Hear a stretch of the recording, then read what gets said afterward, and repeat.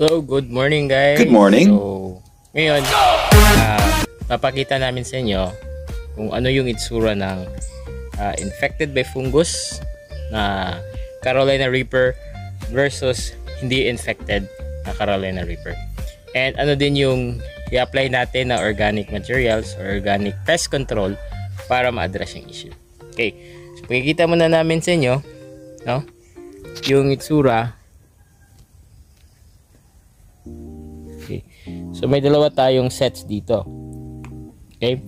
Ito, as you take closer, so makikita nyo curly yung top ng dahon. Okay? Versus sa hindi infected. So napaka-smooth ng dahon. Okay? So normally, pag umuulan, mabilis talaga dumami yung fungus. At isang rason doon ay ang pagdami din ng mga langgam. So as you can see, may mga langgam dito. As you can see. Ayan. May mga langgam. Yung mga black ants ay siya mismong carrier niyan. So, check natin yung underneath ng dahon ng Carolina Reaper, ano yung itsura nito. Okay? So, makikita tayo ditong itlog. Okay? Yan. So, normally, ito yung dinadala ng mga black ants, no? Dito sa ilalim. Saka sinisip-sip nila yan, no? Pinapamature nila, sinisip-sip. Yan. So, katuwang niya, as you can see. Okay?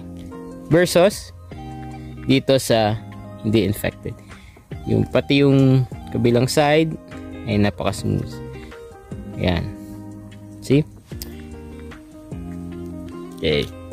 So, ang susubukan natin ngayon ay paano gamitin yung papaya at dagta nito o yung sap ng papaya bilang anti-fungal or antibacterial elements para sa ating natural pest control. Okay? So, sa pag-prepare nito ay gagawin natin, kukuha lang tayo ng kutsilyo o alinman na matigas na bagay, okay, para ma-extract natin yung mga sap.